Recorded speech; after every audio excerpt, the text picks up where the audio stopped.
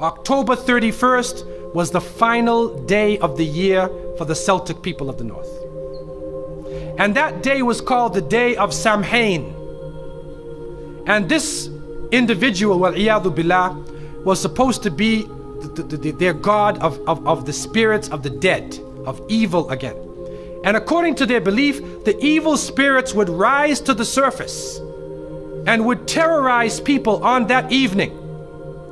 And on that evening, if you did something wrong to a person, they'd come back to get you on that night. So some people would put on a disguise, so you couldn't recognize them on October 31st on that evening, and then they would be safe. Also, they would burn fires. Now the only thing we find left of that is the jack-o'-lantern that they would put inside of their window, made from the pumpkin. What actually happened in Europe is that the church moved All Saints' Day, a day for the saints. They moved it from May 13th to November 1st in 1834 AD. And so what they said was that the 31st night is All Hallows Evening. All Hallows Evening, which in America later became known as Halloween. Halloween. And they depict the forces of evil. What is happening now is that the children put on disguises. They dress as little devils, little witches, as goblins, vampires, anything evil, and they go out. And now with the new American way, they do trick-or-treat. And they come to your house asking for food.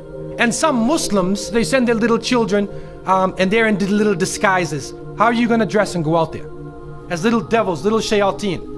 And so to send a Muslim child out to trick-or-treat is a demeaning, lowering thing.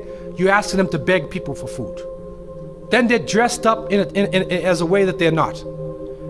Then when the candies and things come in the bag, how do you know what it is they actually gave you? Is it halal?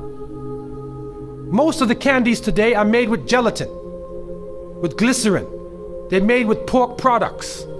And what is also happening is that there are some evil, wicked-minded people who are attacking children on that night. And there are literally groups of Satanists who are capturing children, sacrificing the child on that evening of Samhain, supposedly to get more spiritual power. It's happening right now. And so from so many angles, Muslims should have nothing to do with Halloween. And it is important for Muslims to have basira, that they should have the insight to look through affairs and do not just blindly follow. The Prophet, peace be upon him, said, you will follow them. You will follow the people who came before you inch by inch, foot by foot. Even if they crawl into the hole of a lizard, you crawl inside there with them. And then they said, who are these people? Are they the Christians and the Jews? And the Prophet, peace be upon him, said, who else? And so it has come to pass. And you can't Islamicize these occasions. You can't use Arabic names and Islamic symbols to make it halal. And secondly, it is important for Muslims to cherish their own holidays.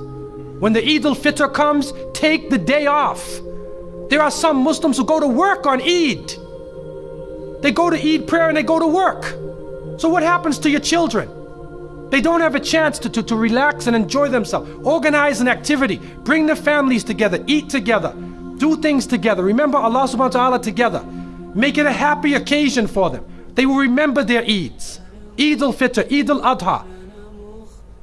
If they don't, then they get involved in Christmas, in Easter, in Halloween, where even in the Christian tradition now, it is confusing. And many of the Christians now, Seventh-day Adventists, Jehovah's Witnesses, and many people are taking a stand. And they're saying we do not want to follow the pagan religion.